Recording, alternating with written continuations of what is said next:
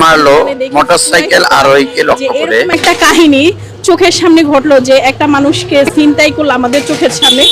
এতে আরোহী ভারসাম্য হারিয়ে নিচে পড়ে গেলে ছিনতাইকারীরা তার মোটরসাইকেল ছিনতাই করে নিয়ে যায়। ছিনতাই হয়েছে। সম্প্রতিকালে ঢাকা শহরে এরকম একটি ছিনতাই দেখা গেছে।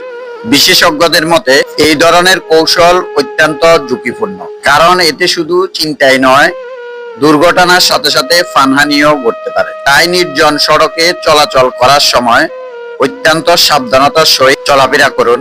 রাতে মোটরসাইকেলে ঘোরাঘুরি, সন্দেহজনক স্থান এড়িয়ে চলা এবং জরুরি প্রয়োজনে আইন শৃঙ্খলা বাহিনীর সহায়তা নেওয়ার পরামর্শ দেওয়া যাচ্ছে। এমন ঘটনা রোধে আইন শৃঙ্খলা বাহিনীর পাশাপাশি সাধারণ মানুষের ভূমিকা থাকা উচিত।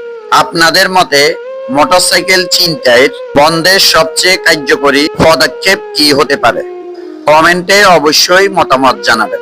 আমরা সবসময় হয় কি, যেহেতু এটা একটা মোড়, এখানে কোনো অ্যাক্সিডেন্ট বা ঝামেলা হলে আমরা জানালা দিয়ে দেখি। যেহেতু এই বিল্ডিং এর 4 তলা হচ্ছে আমি থাকি, স্পষ্ট হচ্ছে এই মোড়টা দেখা যায়।